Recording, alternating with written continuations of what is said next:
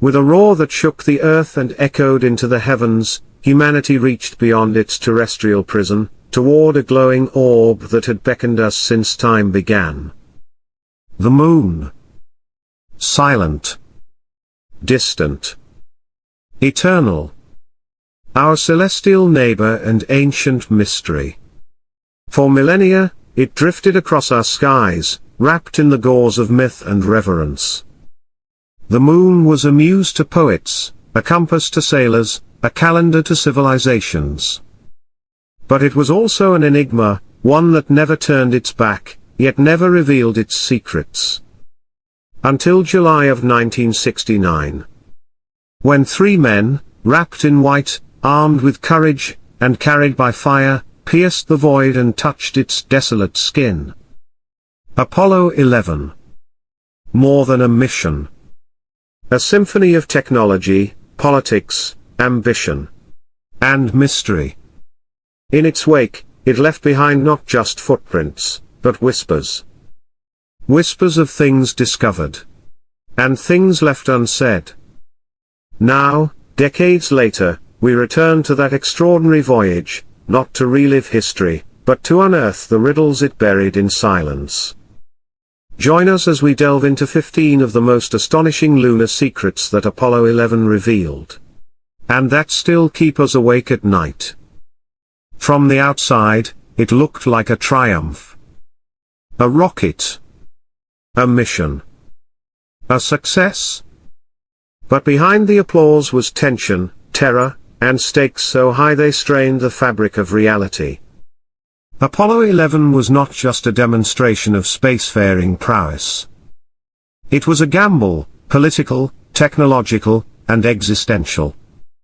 In the searing heat of the Cold War, the United States and the Soviet Union were locked in a dance of shadows. One-upmanship, nuclear fear, and ideological warfare loomed over every decision. When President John F. Kennedy made his bold declaration in 1961, "We choose to go to the moon," it wasn't a speech about dreams. It was a battle cry. A gauntlet thrown into the stars. The moon became the final high ground. A place where victory meant more than science, it meant survival of a worldview.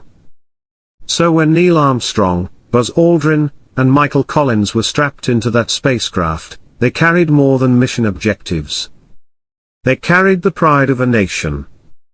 The weight of fallen astronauts. The pressure of billions of eyes. The fear of being first. And failing. And then there was Collins. The third man. The silent sentinel. While Armstrong and Aldrin descended toward lunar glory, Collins remained alone in lunar orbit, piloting Columbia. He was Earth's last hope if something went wrong.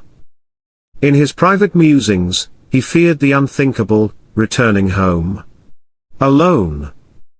Can you imagine it? The Earth rising on the horizon. The roar of applause. The banners and medals. And yet, behind his eyes, haunted by the memory of two friends lost forever on a grey, airless tomb. This was not just a mission to the moon. It was a plunge into the unknown, where success would redefine history, and failure would echo through eternity. As Columbia soared silently around the moon, Michael Collins found himself in an eerie limbo, suspended between worlds. On the far side of the moon, completely out of radio contact, he became the most isolated human in history. Alone. 240,000 miles from home. No voices. No light. No reassurance. Just the whisper of instruments. And the sound of his own breath. Each orbit gave him 48 minutes of this haunting solitude. No one on Earth could reach him. Not Houston. Not Armstrong. Not Aldrin. Just silence. This mysterious lunar far side, forever hidden from Earth, is more rugged, more cratered, and more ancient than its familiar counterpart. Many believe it holds the keys to the moon's origin. And perhaps more. But the strangest event didn't happen above, it happened below.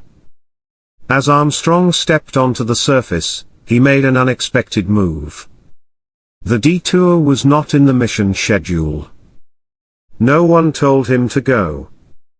And he never spoke of it afterward.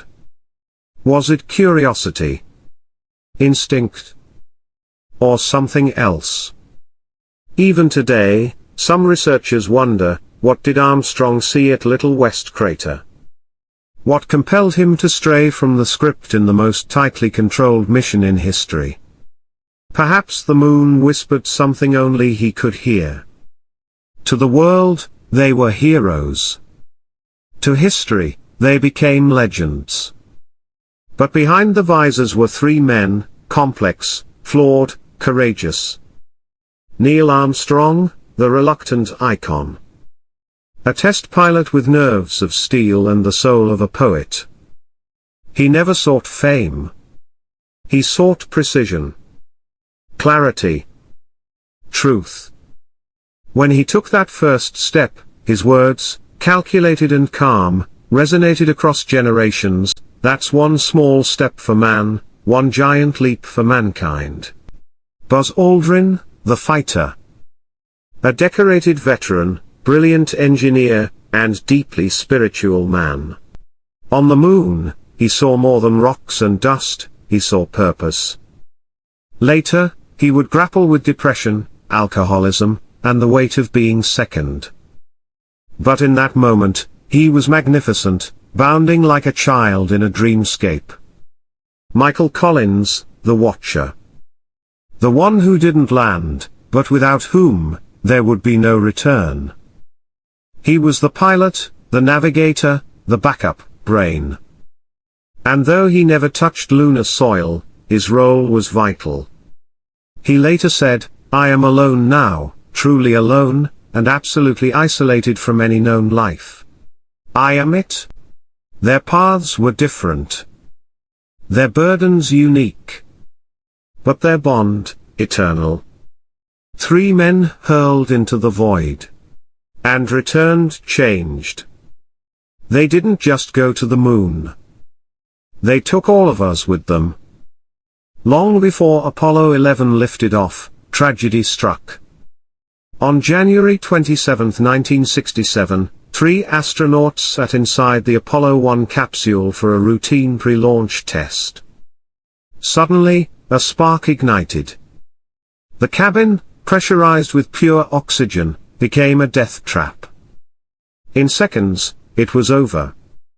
Gus Grisham, Ed White, and Roger Chaffee perished in fire and smoke. It was a brutal lesson. Space was not a playground. It was a battlefield, and it showed no mercy. Afterward, everything changed.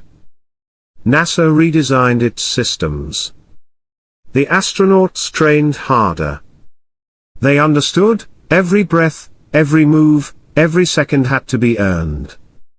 But even then, no insurance company would cover them. The risks were simply too great. So they improvised. Before launch, Armstrong, Aldrin, and Collins signed hundreds of postal covers, envelopes bearing the launch date, their signatures, and space-themed art. These were their secret life insurance policies. If they didn't come back, their families could sell them. Every stroke of the pen was a silent prayer. A whispered farewell. And for Collins, one thought haunted him endlessly: what if they don't make it back? What if I leave them there? Forever. It wasn't just danger they faced. It was the possibility of unbearable loss. How do you prepare for a place no one has ever been?